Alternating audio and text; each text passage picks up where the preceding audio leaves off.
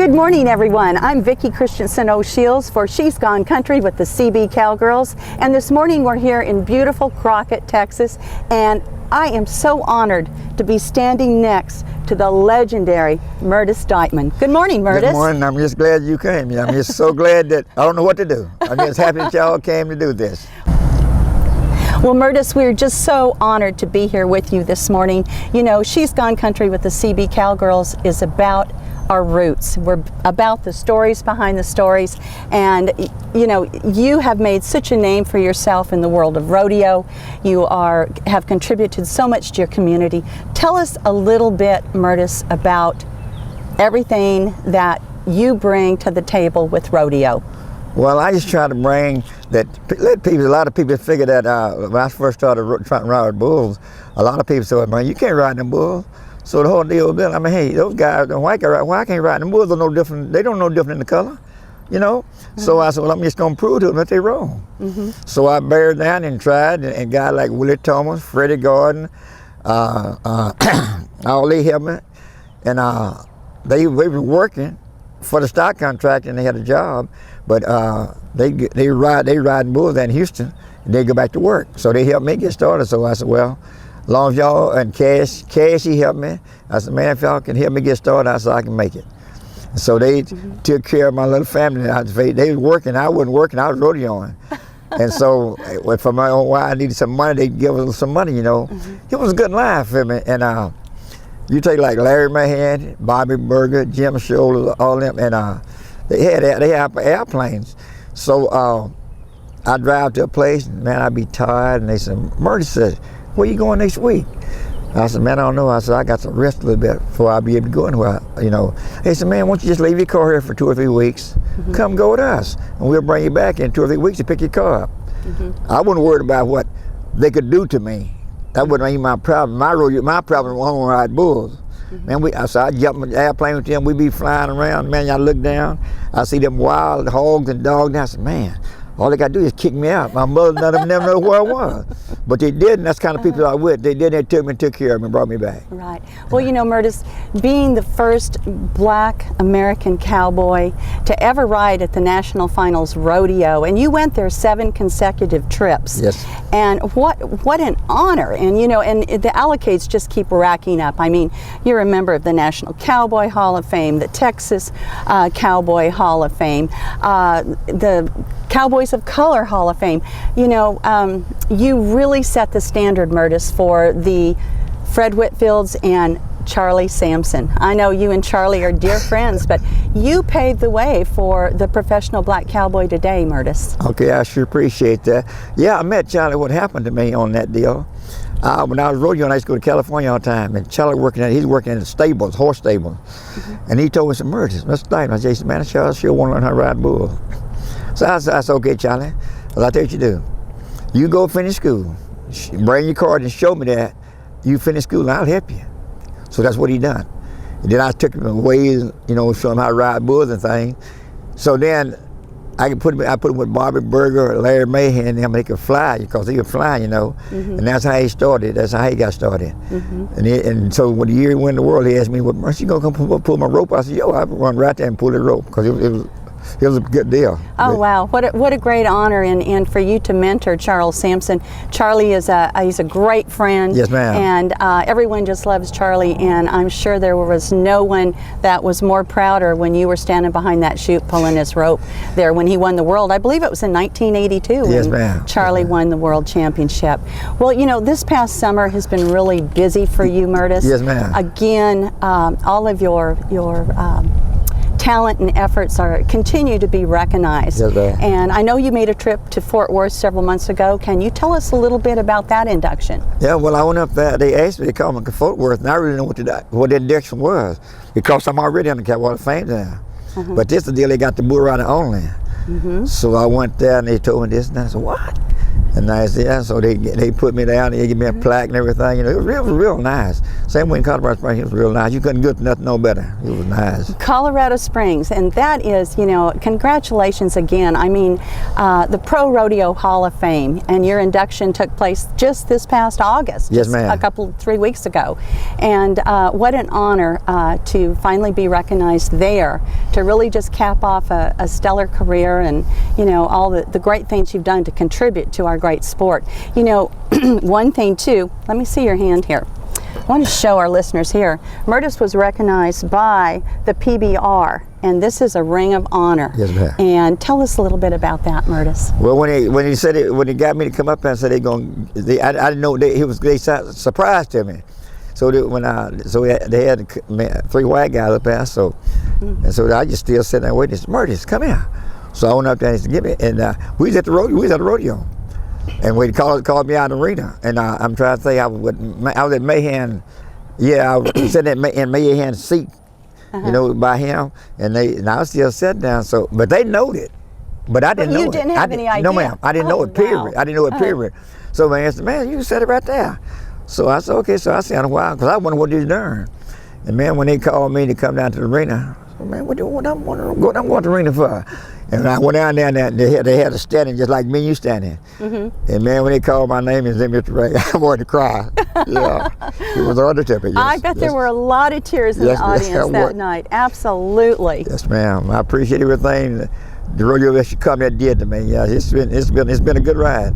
Well, good ride. Myrtis, again, you just continue in the community and the sport of rodeo, because coming up this weekend, we're standing here in front of this beautiful bronze statue that was placed here by the city of Crockett. Yes, ma'am. In honor of you. And I know that our viewers can see this. It's beautiful. It's absolutely gorgeous. When did they erect this bronze? About 6 years ago. Another one is some guys here, the what's called it Brothers. They got a club downtown, and this statue is supposed. I thought it's supposed to have been up, but when I saw one of them, he said, "Myrtis," he said, "how the statue?" I said, "I ain't seen the statue." He said, "What?" He said, "Man, give me a couple of days." And he called me and said, "Man, that statue's gonna go up not next year, it's going up this year." And they got it going. And then, of course, this weekend is a huge celebration here in Crockett. And again, it's all about Myrtis, and that is the Myrtis Dightman Hall of Fame Rodeo. And lots of great events planned, big trail ride. Oh, trail ride. Tell us about the trail ride. Well, you know, the city of Crockett, they recognized me, you know. So what happened, I went up and asked I used to start trail out there in my place. But now I'm going to do it all right here at the rodeo pen. So I went up to ask them about how could I go to the rodeo trail. So the city of Crockett, I went to the courthouse, and so the lady, she knew me real good. And she said, "Mr. Dightman." I said, "Yeah." She said, "What you doing up here?" I said, "Well, I need to come here and see about getting my permit thing for my trail ride." She said, "This is your day. So you don't need nothing, you just need to come." And she gave me a printout on the laws already, everything already blocked for me. And so I'm going this year. I'm going back around by the old folks' home on the loop around here. I used to, when I first started, I used to go by the St. Cecilia building, but then I kind of got away from it. But now I'm going back by there. I went by the other day and told them old people just as happy. "Whoa, Mr. Dightman, you coming back by? Mr. Dightman, please come back by." I go by there and I get by close as young, maybe to that deal there phone. You know, they just said that I would stop by and talk to them a few minutes. Then we move on down to the next one. And they just overjoyed waiting for me to come through there. You know, Myrtis, your heart is so huge, and and all the things you do to help in the community. I know that you have a lot of events here this weekend coming up for the youth as well. Yes, ma'am. I got a sheep. I got the one for the kids to ride the sheep. We got buckle thing for them too, and a lot of little calf riding, whatever they want to do. We try to help the youth see what they want to do. You know, try to get them out in the streets. Show them you can do something else. You can do something better than that. Look at me. I come up out there and something better than going to the street. Like I said, I've been all over the world 3 or 4 times. I've never been in a fight. I've never been argued, never been in jail in my life. Well, you know, Myrtis, coming from a rodeo family, Yes, you know, ma'am. and my own family, of course, my daddy passed on about 10 years ago. Yes, ma'am. But I spoke with my brother before we drove down here, and he said, tell Myrtis hello. And he said, I remember Myrtis. He rodeoed up here in the Northwest. Myrtis was so much fun, always a gentleman, and he had a heart this Yes, big. ma'am. And you continue to do that. Yes, ma'am. You know, I want to talk to you, Myrtis, a little bit about, first of all, tell us about Cheyenne. I mean, you won a lot of major rodeos back in the day when you were going, but you were champion of the Cheyenne Frontier Days. I think that was the best one, man. Cheyenne, I won Houston, but Cheyenne, I didn't think I was going to do it. You know, I really wanted to do it, but he said, man, is they going to let me do this? They going to let me do it? And that's how I draw the good bull. And I win in Cheyenne, man. I brought tears to my eyes. Right. Oh, wow. Well, you know, the rodeo family, the history behind rodeo, we are one entire family. Yes, and ma'am. it matters not where we come from, what color our skin is. Yes, and, you ma'am. know, the rodeo family embraces the rodeo family. And just so absolutely thrilled, Myrtis, to finally meet you in person and to get this chance to visit with you this morning.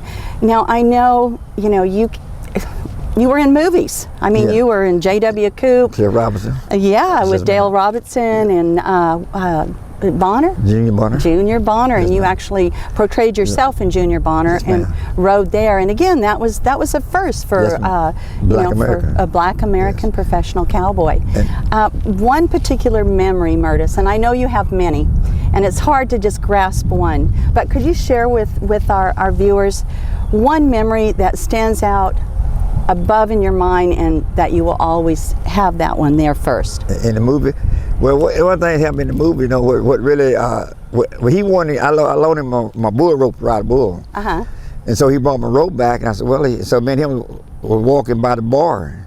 He looked up, he said, Myrtis, I said, come on, let's go have a drink. I said, no. I kind of looked at the bar, I said, no. He said, oh, come on. We walked on in the bar, and the lady set us down. So he ordered beer, and I ordered beer. So after I got, he said, man, I'm gonna get another Myrtis. He said, you want? I said, well, I don't care. I'll drink one more with you. So I said, just excuse me a minute. So I got up and went in the bathroom. There were three guys sitting over there. I kind of watched. They was kind of looking at me like I had no business sitting there, you know. So they didn't say anything. So now I got up and went in the bathroom. And when I got up, went in the bathroom about 2 minutes out there, all of them come there and jumped on me. You know, so I hadn't made it back. So Cliff Robinson, he thought he knows something wrong, so he come down. We all got to fighting in the bathroom, and so after we got the whooping on guys, and so the bartender thing come in. So they said, "What's going on?" So I don't know. I said, what's wrong with that guy now? He said, "Oh, he just washing up." And the commode just washing up. It was a good movie. I appreciate it. Yes, ma'am. I like that movie. Dale Robertson was quite a Yes, quite a ma'am. character. Yes, ma'am. Okay, your favorite rodeo memory, Myrtis, from the days, you know, whether it was flying with Donnie Gay and Bobby Berger, or favorite rodeo memory. I want to say Cheyenne, Wyoming, and Calgary. Yeah, that was my best one. I love Canada. Yes. Yes, ma'am. I used to go there, and I know one time I flew in there on a commercial airline, and every time you go there, it'd be snow on the ground, you know. So I flew there one year, and there wasn't no snow on the ground. So when the lady come up and said, well, fasten your seat belts, get ready for the landing at Calgary. And I just happened to look out the window. She said, Mr. So you got to put your seat belt on. I said, ma'am, this ain't Calgary. Because to me, I thought Calgary had ice. Yes, every time I've been there, it's been snow. She said, no, this is Calgary. So I kept looking. I said, well, when it flew on over, well, then I know it was Calgary. Because back in the days, when the plane get ready to leave Calgary, well, they touch a button it was at the rodeo pen. So all the bleachers just turn around like this, and the plane just take up. Wow. And then the bleachers come back in. They didn't see in the rodeo. Wow. That was real. That was something. That was an experience to me too. Oh, that had to be something Yes, to ma'am. see. Yes, ma'am. Well, rodeo has grown and changed so much, Myrtis. And of course, what is the biggest change that you see? I mean, when you were going down the road, I think there was more camaraderie because you weren't trying to just get in, ride, get off, take off, go again. You spent a little bit of time with your traveling partners. Yes, talk to the partner. But now, see, there's so much money out there. See, today, the bulls is not like the one we was riding. See, they train these bulls now. See, the bulls today are just like you. You get up, you exercise. They exercise the bulls every day. They swim in the water. They feed them different, give them all kind of shots and things. And that would make the bulls so much better. Because when I was riding, all the bulls had was bull feed, hay, and water, and go to another rodeo. But this they don't do it. That's why the bulls thing is so much better. Yeah, it's amazing when you sit back and you look at professional rodeo today or the PBR. Yes, ma'am. And the quality of the bulls they have. I mean, they're just huge. Yeah, yes, ma'am, it is huge. Absolutely yes, huge. But that's kind of they get so much exercise. They just don't stand in that. They run them around. They swim in that water and stuff. Build their muscles up, and that's what makes them so much better. Wow. Well, Myrtis, I would put my money on you whether you were riding in the 1960s or if you were riding today in 2016, because I know what a wonderful, great hand you are and the talent that you had on the back of a bull. Now, one more question before we close out this interview. Okay, so I did hear from a couple other people, and they said, ask Myrtis about the time he fought bulls at Angels Camp, California. Yes, ma'am. Yeah, I went out there, and I wanted to be, when I first started, I wanted to be a bullfighter. I had another guy like Cagey Kid and Junior Mix, they were fighting bulls. So I wanted to be a bullfighter. So I went out there, what you talking about, and they didn't have no bullfighter. So they asked me, so I said, man, I can fight bulls. You can fight bulls? I said, yeah. So they go ahead, they let me ride first, then let me clown and fight, keep the bull off the rest of the cowboys. That was. You were pulling double duty there, Myrtis. Double duty, yes, ma'am. I enjoyed it. I mean, I enjoy rodeo life. I mean, the people were real nice to me all over the world. They was human beings. You can't beat them. Well, Myrtis, thank you for all that you are and for all you brought to the rodeo world and the history. And we all love you. We're honored to know you. And we just wish you the best of luck always. And viewers, if you find yourself in Fort Worth, Texas, Colorado Springs, Colorado, anywhere that you walk into a Hall of Fame, this gentleman right here will be right there smiling back at you. We love you, Myrtis. Thank you so much. Thank you. This is Vicki Christensen O'Shields for She's Gone Country with the CB Cowgirls.